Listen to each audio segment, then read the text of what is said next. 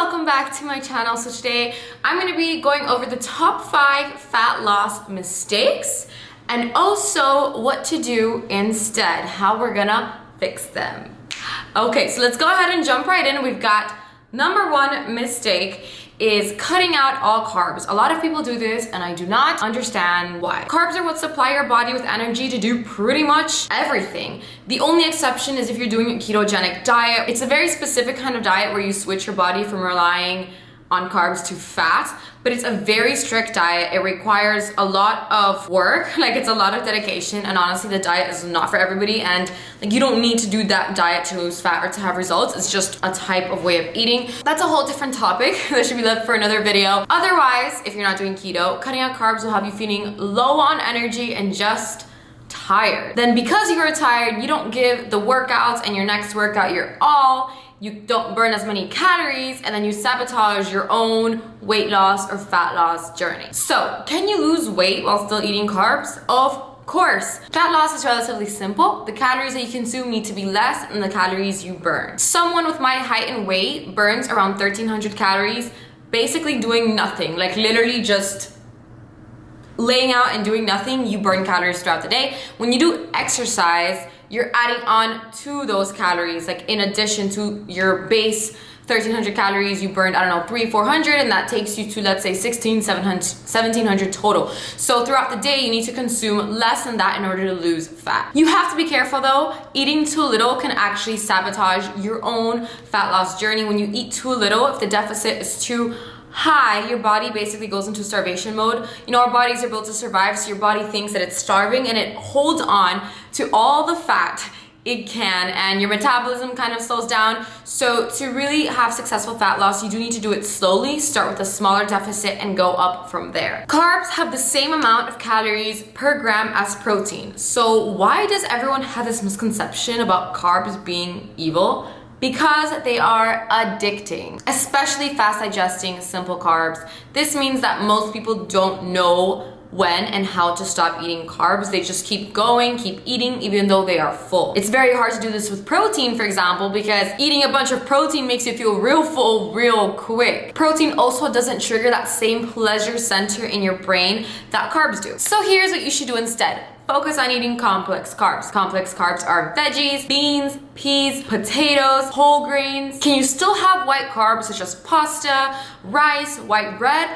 Of course you can, but you just have to make sure you eat it in moderation and really be mindful when you eat and make sure you don't eat more than what you need. Fat loss mistake number 2, snacking all the time, usually out of boredom or out of habit. Oh my gosh, if I could pick one thing from this list, one culprit, it would be all the damn snacks. And I'm not talking about me.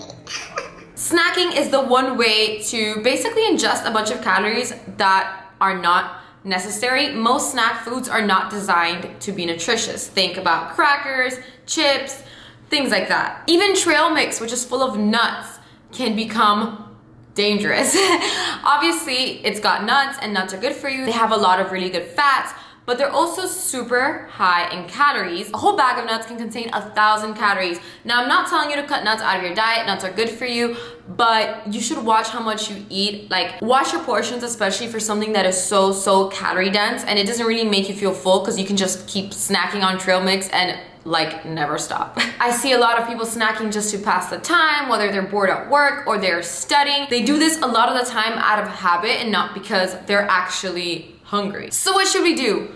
Be mindful. Next time you go reaching for those chips, reaching for those crackers or those snacks, ask yourself, am I really hungry? Do I really want to eat this right now? Or am I doing this because I'm bored?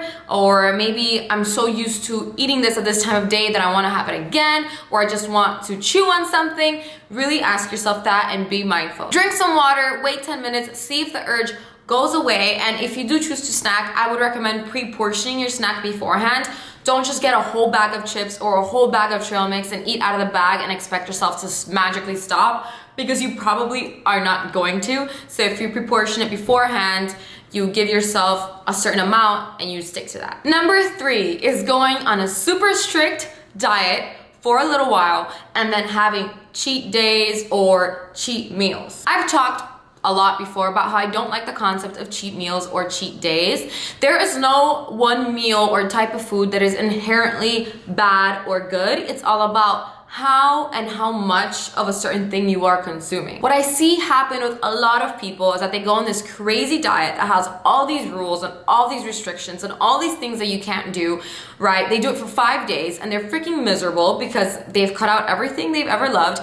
And then after the 5 days, they have their cheat day or their cheat weekend or their cheat meal, and they just pig out and they eat enough calories to last a week, and they basically undo everything that those 5 diet days could have done. So basically you got nowhere, you were miserable the whole time, and now you just pigged out, and now you're feeling super guilty because you ate so much, and then you start all over again. It's just a never-ending destructive cycle that needs to stop. Start with eliminating one bad habit. Do this for a week, and then after a week add on something else. It's okay to have treats often as long as they're in controlled portions. It's much better than being super strict and beating yourself up over it afterwards. As long as you're getting your proteins, healthy fats, and carbs in there and eating mindfully, you should see some progress and some change. And also be picky with your treats, okay? Don't settle for, you know, a random chocolate bar or some random thing that doesn't necessarily bring you joy. It should bring you absolute joy. When you treat yourself, it should be an orgasmic experience. It shouldn't be mediocre. It's kind of like relationships. If it doesn't make you feel awesome, what's the point? Mistake number 4 is drinking soda and juice on a daily basis. Juice? But juice is like super healthy. It's from fruits. Most store-bought juices are super high in sugar. I only drink juice when it's fresh squeezed or from the farmer's market, or if I made it myself, or I just usually opt in to have the fruit, which is much better. It's got the fibers, it's got the nutrients, it's got all the good stuff and none of the added sugar. Honestly, orange juice just has just as many calories as Coca-Cola. It's insane. And there's a lot of people who have orange juice every single day for breakfast, and they just drink it every day, and all those liquid calories, they add up and they don't make you feel full. And I guess you could say I'm lucky because when I was a kid, I never really drank soda. I didn't develop that craving for soda, so I never really drink it now, unless I'm drinking it with like rum, like a Coke and rum, or I'm having a cocktail. Honestly, for me, drinking soda without alcohol just doesn't make sense. Why would I do that? I just associate it with like a drink. And as for alcohol, I drink socially, maybe once a week, sometimes twice a week. I'm not the kind of person that drinks a glass of wine or 2 with dinner every single night. Wine does have a lot of calories, and I just kind of save it for special occasions or when we're out with friends, or pretty much like that. Our choice of drink throughout the day is water. So what can we do about this? If you love juice, invest in a juicer, make your own fresh squeezed juices. They still have sugars, but they're natural sugars. They're not added simple syrups and things like that. Eliminate soda from your diet or try to drink it occasionally. You can try some 0-calorie bubbly drinks or some flavored sparkling waters. I know not everyone loves sparkling water, but once you really get used to it, you can grow on it, and it's changed my water drinking experience like forever. You can add some lemon, mint, fruits to your water to make it more flavorful. And now we're at the last fat loss mistake, is ignoring resistance training. People think that they can just run until their fat just Melts off and gets left behind. True, you can do that, but it's not the most effective and efficient way to do so. There's a way to get there faster, and that's with resistance training. Resistance training, aka weight training, increases your muscle mass. And having more muscle increases how many calories you burn, not only during working out, but at rest. Basically, having more muscle requires your body to burn more calories to maintain itself. Not to mention that resistance training does burn calorie and add variety to your workouts, because let's face it, we all get tired of the treadmill at some point. So what should we do? Combine resistance, HIIT, and LISS cardio training to really get a full, diverse workout routine. Stay in a caloric deficit like we talked about in tip number 1, since your main focus is fat loss. And once you have reached kind of your ultimate goal of losing fat, you can up those calories to go into caloric surplus and continue with resistance training to build muscle. So yeah, that's pretty much it. Those are my top 5 fat loss mistakes and tips to fix them. I hope these were helpful for you. I would love to hear some suggestions for what you want to see next. If you enjoyed this video, please give it a thumbs up. subscribe to my channel, and turn on the little bell so you can stay up to date with different workouts, different workout challenges, fit tips. Trust me, you don't want to miss them. Thanks for watching, and I'll see you next time.